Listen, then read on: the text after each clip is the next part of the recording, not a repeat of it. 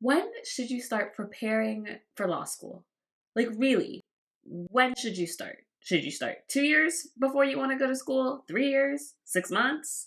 It's a little confusing. So, today, that's what we're going to focus on. We're going to focus on when you should start preparing for your law school journey.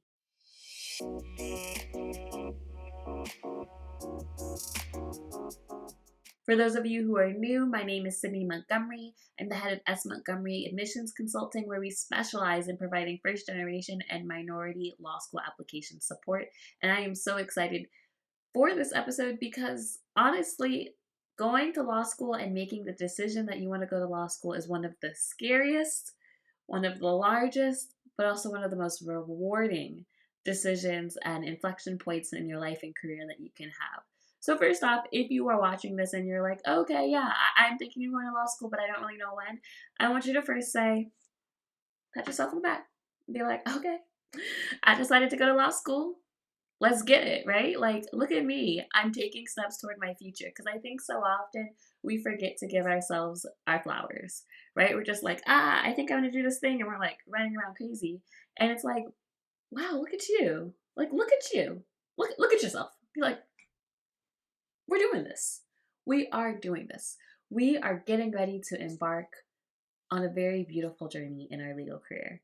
And I want you to start this process with joy, with happiness, with self love, because this can be a process that is very stressful. And our goal here is to help take some of the stress out of that process, right? But I think you have to start intentionally from a place of this may be hard, this may be different from what I'm used to doing. I might have to do some confusing and new things, but my God, I'm amazing because I decided that I wanted to go to law school. And I'm going to keep that happy spirit because the happier you are and the more that you believe in yourself in this process, the more you will win, right? It's sometimes a little bit about mindset. We're going to talk about the Lsat exam. We're going to talk about your essays. But I want to make sure that we're starting this process off with a mindset of joy, with a mindset of happiness. This is just not what you find on the internet. It's mostly stress, right? But you don't make good decisions when you're stressed. I can say this from my own personal experience. When you're stressed, when you're overwhelmed, when you're anxious, when you're giving into all of those thoughts, you make subpar decisions. And then you're stressed about those decisions. So we're going to start from a place of abundance. We're going to start from a place of joy and self-congratulation and self-love and grace. And that is how we are going to make the best decisions in this law school process. But you're like, okay, but I practically want to know when I should start preparing for law school. Abundance is great, but like, give me some facts. We are going to talk about when you should start preparing for law school. I am going to give you a month by month breakdown of some of the things that you should be doing every month as we prepare for the law school admission cycle to open. I mean, it's, the cycle has sort of begun, generally, unofficially speaking, but applications open on September 1. And so we're going to talk about what it looks like to prepare in this season.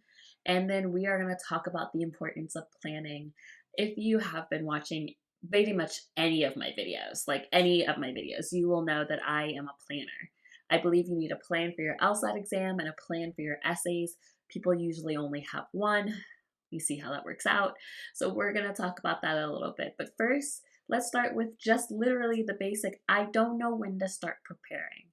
So I give talks to pre-law societies all the time. And if you're watching this and if you're in college and you're in a pre-law society and you're like, oh my God, I want Sydney to come talk to us, please just send us an email. hello@smontgomeryconsulting.com. I will come talk to your pre-law group. I also have two very fantastic colleagues who are also willing to talk, and they are former admissions officers and former assistant directors of law school. So we have a lot of wealth of experience here, but we are so happy to come talk to your pre-law society if you would like. So just send us an email. But when I talk to pre-law societies, I'm talking to students across spectrums, right? There's freshmen, there's sophomores, there's juniors, there's seniors. And then, statistics say that only 20% of law school students actually go straight from undergrad to law school. So 80% of applicants, and also a lot of the applicants that we work with, are already out of school, right? I would say, in an ideal scenario, you would give yourself 12 to 18 months to prepare for the law school admission process. literally don't panic because you're like, okay, but you're like, it's already May. You're not late. You're not behind. I promise you are right on time. But if you are thinking about going to law school this fall, now is a good time to start preparing because there is a lot to prepare and plan for. If you give yourself more time, if you give yourself that, January timeframe, and I don't mean 12 months before the September date opens, right? I kind of mean the whole process from you start to prepare to you put a deposit down. It's great if you have 18 months. So that would be like January through, like maybe, if you're applying this fall, that would be January through next June. But even right now, you already have, if you start preparing right now and it's April, it's almost May, you still have a little over 12 months for your entire process. And that's great. That's so great. And listen, if you find this video later and it's November and you're like, Sydney, it's okay. We'll figure it out. I don't want anyone to panic, but I do want to say that if you are thinking of applying to law school and you're not sure when to start preparing, now is a great time. You can also start preparing too early, right? If you're a freshman or a sophomore in college, like you don't need to be messing with this right now. Why don't you just focus on school? And getting good grades and making friends and living like your best college life, because college was fantastic.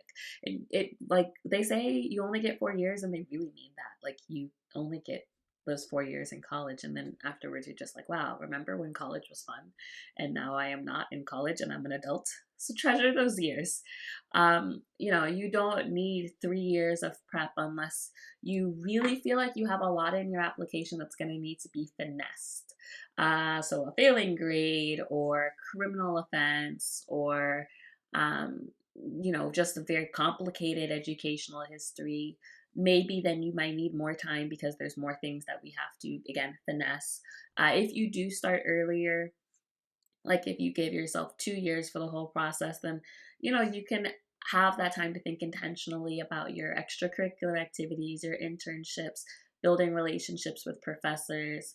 Maybe there is an opportunity for you to do independent research, to write and get published. So it's less like I'm preparing for law school and more just like these are the things that I'm taking advantage of with an eye toward the future. I would say that you want to also make sure that you have enough time to prep for your LSAT. So if you're a freshman or a sophomore, or even if you're a junior, we're going to talk. But if you're a freshman or a sophomore in college, or you're 2+ years out from this process and you're like, okay, but Sydney, what is the one thing I can do today?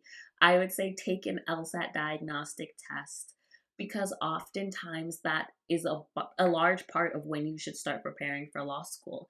If you take an LSAT diagnostic exam and you score in the 120s or the 130s, you are going to need probably at least 6 months, if not more, of dedicated LSAT prep, probably more like 9 months of dedicated LSAT prep.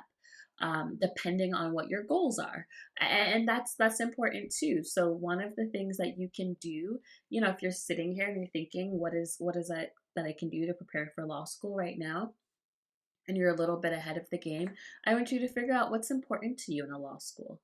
What are the qualities that you're looking for? We're going to talk about this more in depth in later videos.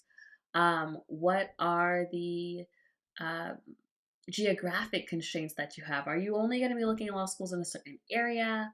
Are you going to be looking at a certain practice area? Are you looking at a certain type of ranking? And I have a video on how much you should really care about rankings.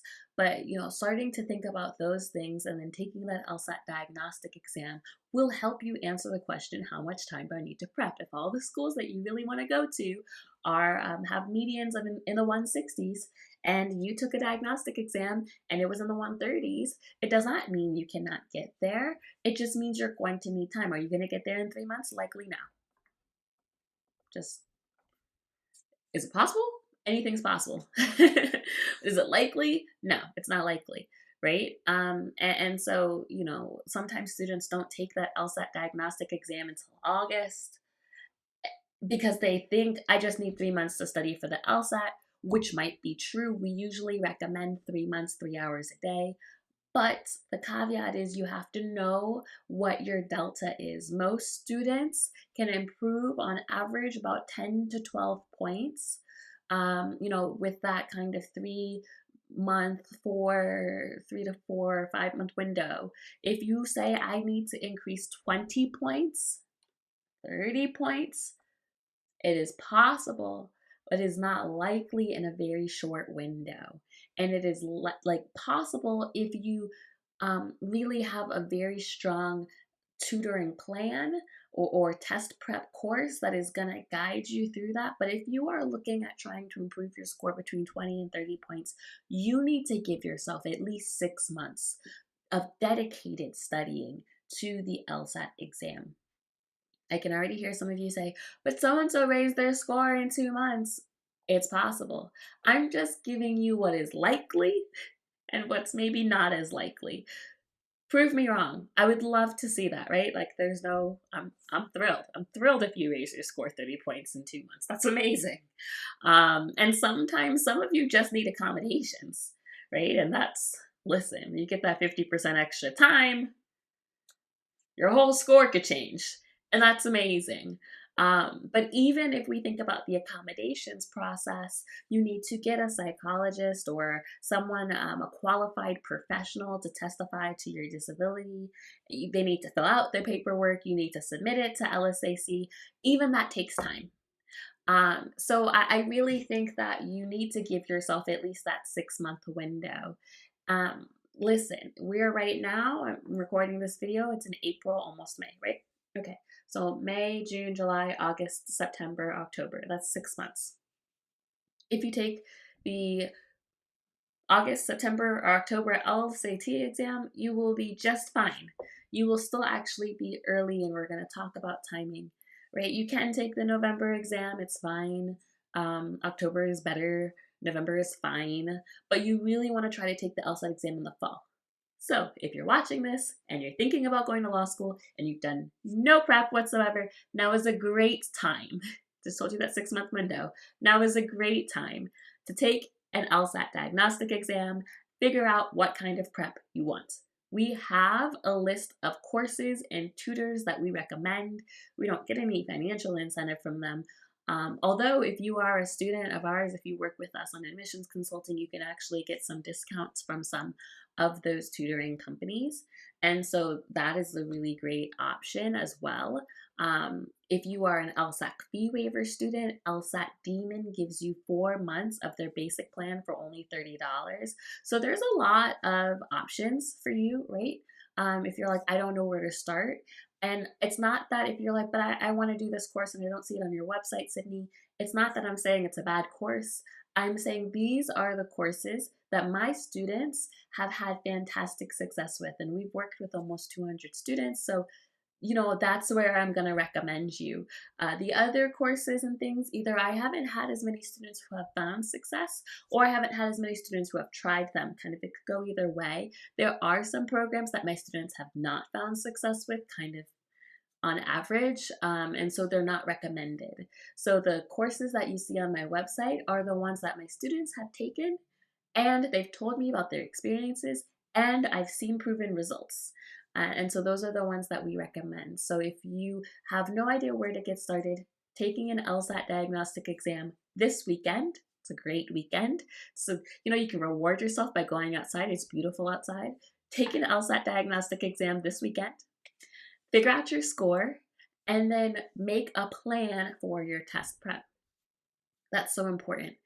I also want to emphasize, I've been talking a lot about how long it takes to study for the LSAT exam. It also takes about 3 months to get your essays looking fantastic. Essays, plural. Your personal statement, your diversity statement.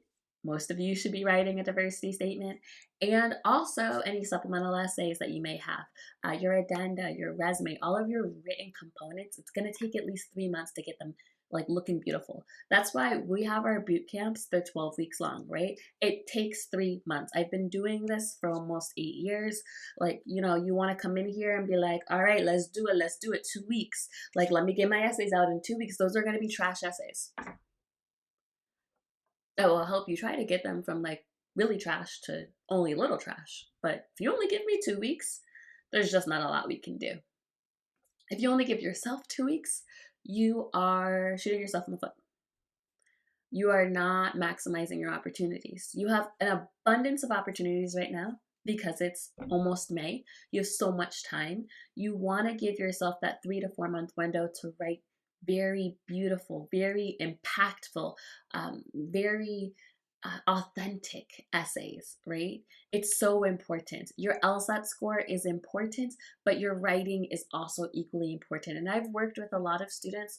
Most of my students end up applying at or maybe a little below the medians, but their essays have helped carry them through, right? 78% of our students have gotten into a top 30 law school. It is so important that you focus on your essays. Law schools want to admit people. They don't only want to admit test scores. And so you want to make sure that you are presenting the strongest package. And so that's going to take at least 3 months, right? If you're really doing it right. Okay, May, June, July. And you're studying for the LSAT. So maybe it takes a little bit longer because you're doing both, and maybe you're working. Most of our students do that trifecta, right? Working, LSAT, and studying, and writing their essays. It's possible, it's very doable, but it's so much easier when you give yourself time. Applications open on September 1st for most schools. Some schools, the applications open as late as October 1. You want to try to get your applications in, ideally by Halloween, maybe definitely by Thanksgiving, right? There are a lot of schools that timing really matters. Not equally for every school, but there are a lot of schools where that timing does matter.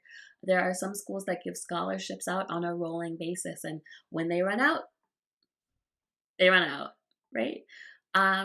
There are a lot of schools that are able to be more holistic in their judgment earlier in the cycle than later in the cycle when they have fewer spots, where they've already kind of given away the spots that were earmarked for students below the medians. So you really want to make sure that you are applying and giving yourself your best chance, right?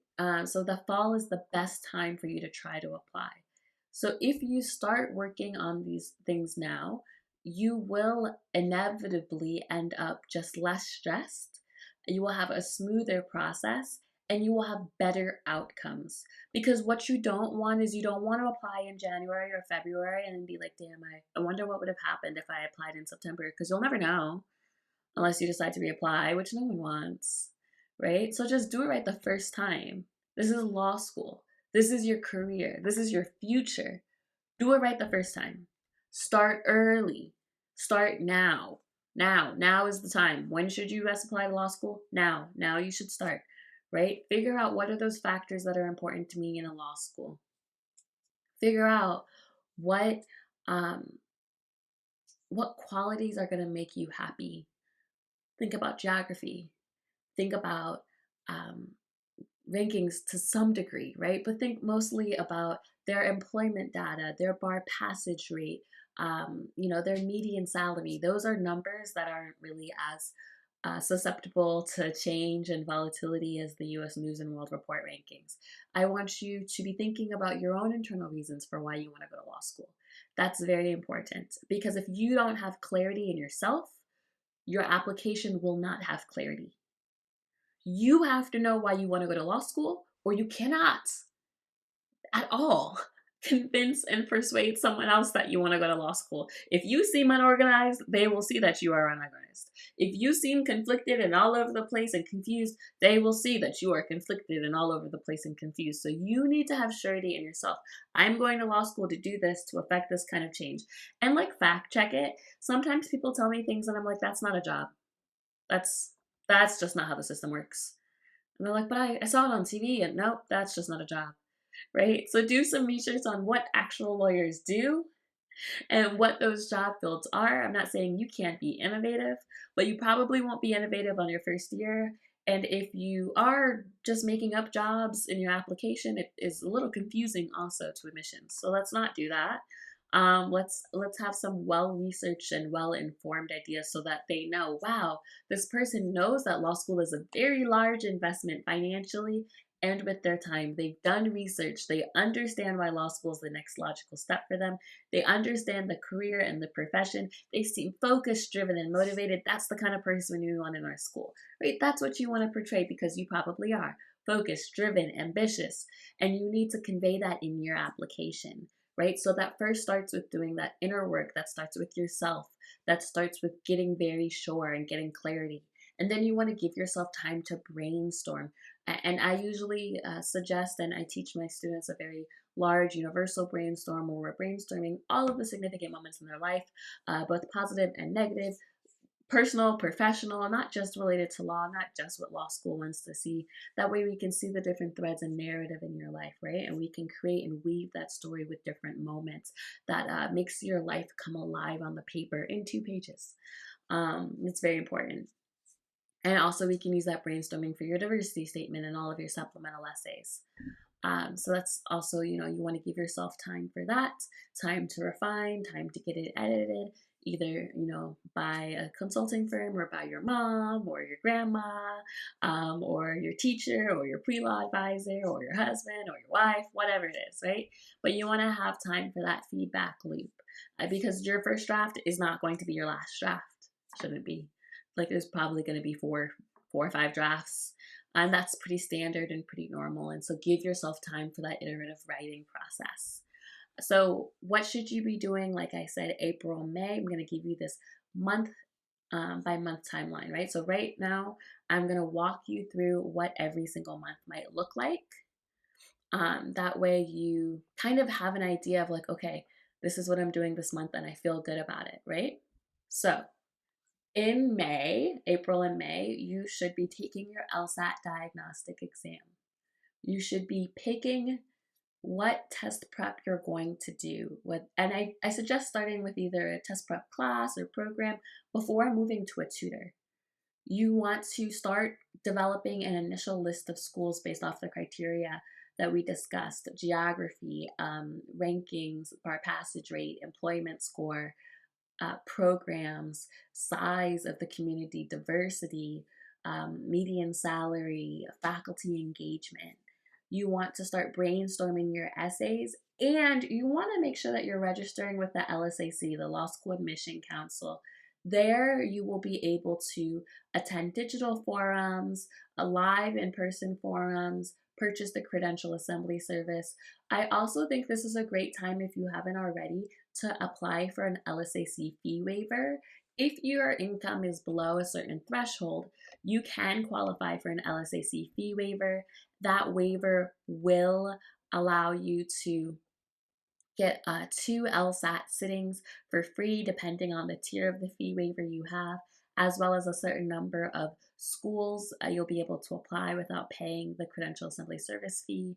It also will give you some discounts. Like I said, Lsat Demon gives you 4 months for $30 if you have the Lsac fee waiver. We give very generous discounts, sometimes 10%, sometimes 20% off of our services if you have an Lsac fee waiver. So you want to apply for that as soon as possible. Now is a great time to apply if you think that you're eligible, because they do tend to get backed up over the summer.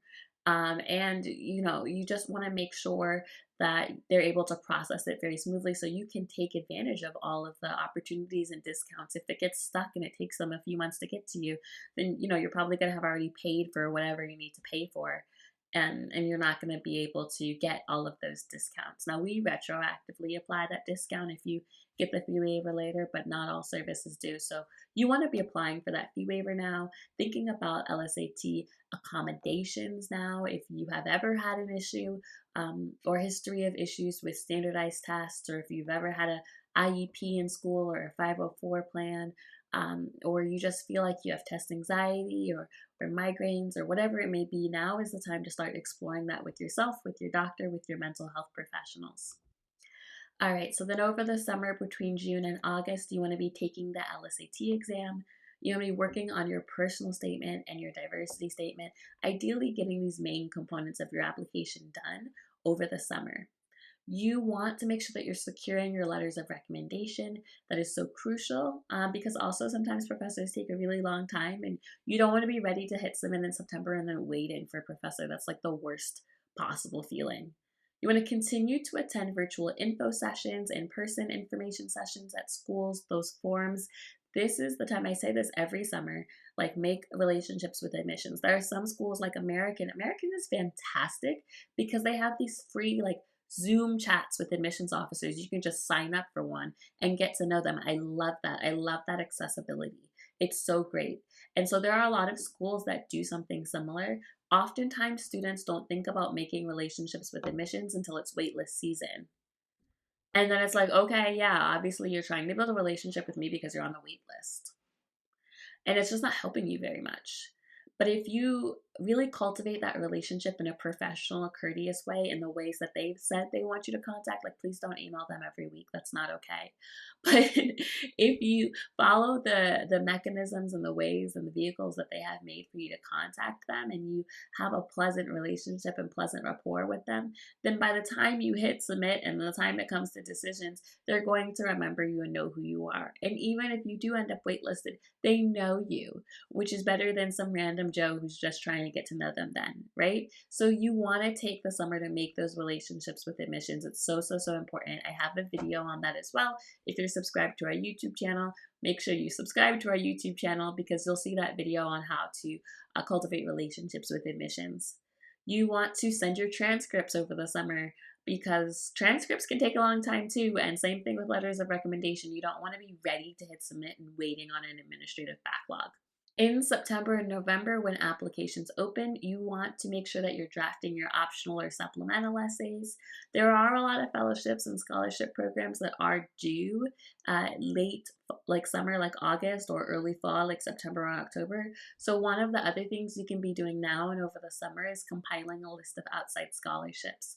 We actually have a database at the bottom of our website, smontgomeryconsulting.com. You can scroll to the bottom, you'll see the link on scholarships.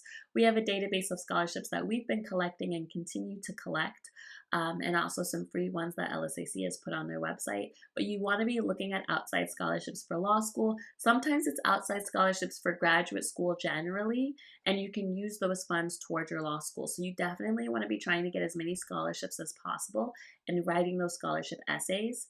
And then you want to try to hit submit in the fall, and then that way you might start getting interviews in like October or November. So in that time, you're going to be maybe getting some interviews, maybe continuing to apply to outside scholarships, finishing up any last applications.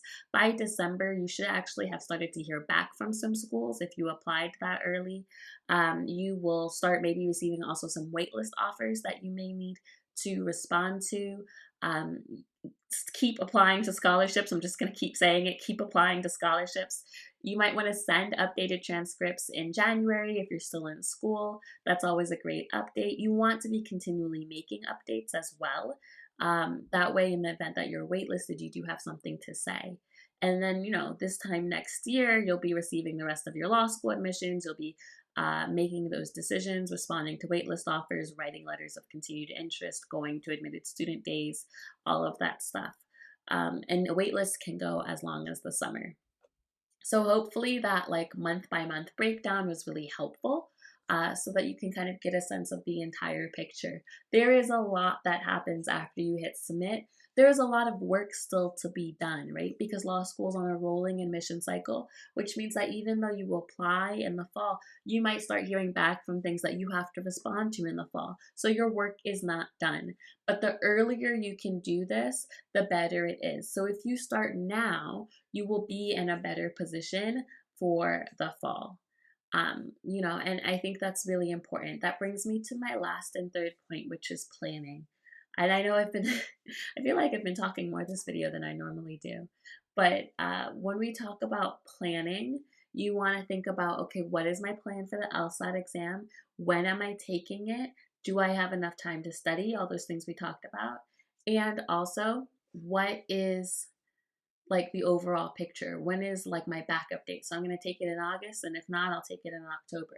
Or, if I have to take it again. And then what is your plan for your essays? When am I starting my personal statement? When do I want my personal statement draft to be done? When do I want to start my diversity statement? Making all of those out on a calendar. We actually have quick start essay plans as well. They start as low as $35, and they have included some of those timelines to work through some of the course materials that will get you to your first personal statement draft, and it will help you stay organized. So that's something that we really are, proud of, and really emphasize that you need to have a plan, because if you don't have a plan, you plan to fail. That's basically it.